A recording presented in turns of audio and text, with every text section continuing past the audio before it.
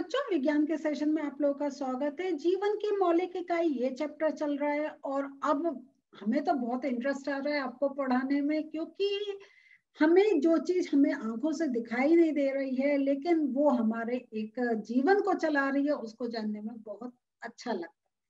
तो आज हम लोगों ने बात करेंगे कोशिका भित्ति की। तो इससे पहला वाला जो हमारे सेशन हुआ था उसमें हमने झिल्ली की बात कर रही थी। तो झिल्ली और भित्ति में क्या डिफरेंस है और ये किस में पाई जाती है, इसके बारे में समझते हैं। तो टाइम है बुक खोलने का। रेडी है आपकी बुक? चलिए खोलते हैं बुक।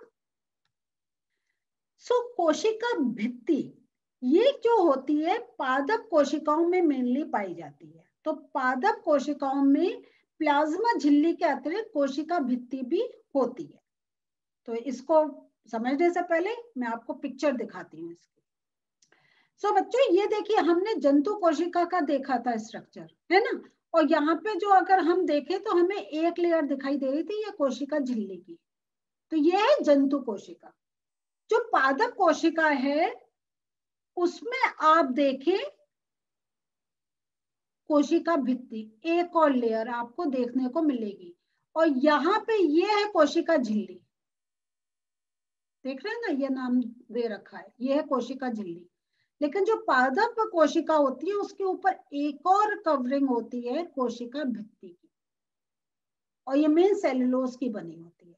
तो हमेशा हम कोशिश ये करते हैं आपको जितना एक पिक्चर से समझा सके तो वो आपको दिखा सके। तो ये आप क्लियर हो गया ना। तो कोशिका भित्ति के बाद कोशिका झिल्ली आती है। तो मेन ये पादप कोशिका में मिलती है। तो चलिए अब चैप्टर में आगे देखते हैं और क्या आपको समझना है।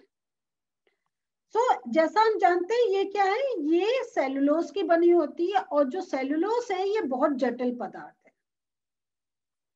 यहाँ पे आप इसको अंडरलाइन कर लीजिए, इंपॉर्टेंट पॉइंट है, ये पूरा आप मार्क कर लीजिए। तो और ये जो है ये पौधों को एक उनका स्ट्रक्चर को एक स्ट्रॉन्ग वो एक दृढ़ता प्रदान करता है, उनको एक पर्टिकुलर शेप देता है। और ये देखिए, तो बाय नेचर क्या है कि हम लोग तो अपने को प्रोटेक्ट कर लेते हैं लेकिन प्लांट्स तो जनरली बाहर रहते हैं।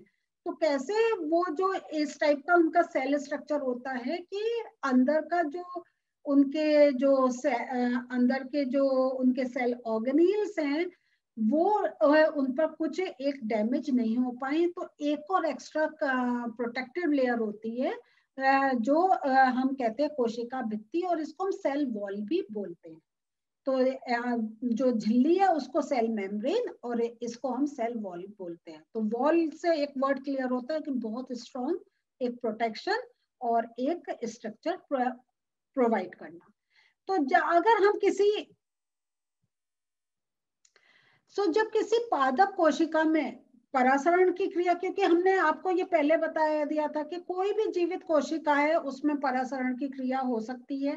तो जब किसी भी पादप कोशिका में परासरण द्वारा पानी की हानि होती है, मींस वो ऐसे उनके आसपास का एटमॉस्फेयर होता है तो जो जल है वो बाहर निकलता है। तो कोशिका जो झिल्ली होती है सहित आंतरिक जो पदार्थ उनके होते हैं, तो नेचुरल है जब वाटर निकल जाएगा तो उनमें वो कॉन्ट्रैक्ट हो जाएंगे, उनमें संकुचन होगा। और इसको हम समझते हैं, आपको उन्होंने एक क्रियाकलाप, साइंस में तो जब तक कोई क्रियाकलाप नहीं डिस्कस करेंगे हमें कॉन्सेप्ट नहीं क्लियर होगा। तो उसमें वो करते हैं कि वो रियो एक प्लांट है, उसकी पत्ती की झिल्ली को हम पानी में रखकर एक उसका स्लाइड बनाते हैं और उसमें क्या होता है उस शक्ति वाले हम एक जो माइक्रोस्कोप है उसमें देखते हैं। तो उसमें क्या होता है, हमें छोटे छोटे हरे कण दिखाई देते हैं। और ये जो कण होते हैं ये होते हैं क्लोरोप्लास्ट, जिसको हम क्लोरोप्लास्ट को और डिटेल में आने वाले सेशंस में समझेंगे। और ये जो क्लोरोप्लास्ट होता है ये क्या होता है, ये एक हमने देखा उनका कलर जो होता है वो हमें ग्रीन दिखाई देता है। और ये जो ग्रीन कलर होता है क्योंकि क्लोरोप्लास्ट में क्लोरोफिल जो प्रेजेंट होता है तो वो ग्रीन कलर मिलता है। अब इस स्लाइड पर क्या होता है, शक्कर अथवा नमक का हम एक जो सांद्र विलयन डालते हैं और फिर थोड़े समय हम देखते हैं। तो जब हम एक सांद्र विलयन डालेंगे तो आप मेरा वो पिक्चर याद करें, जब बाहर सांद्र विलयन होगा तो जो कोशिका है वो संकुचित हो जाएगी, अंदर का जल बाहर चला जाएगा। तो अब हम जो ये पत्तियां, इनको कुछ मिनट तक जल में उबालते हैं, ठीक है। जल में उबालने के बाद फिर हम ये क्या होता है, जो कोशिकाएं होती हैं वो क्या होगा, जब हम पानी में बॉईल करेंगे वो डैमेज हो जाएंगी, वो मर जाएंगी। और फिर से जब हम वो क्रियाविधि करते हैं तो हम ये देखते हैं कि अब क्या कुछ डिफरेंस हो रहा है। जब हमने फिर से सांद्र विलयन रखा तो क्या जो जो हमने सेल को देखा था वो कॉन्ट्रैक्ट हुए हैं या अब होते हैं।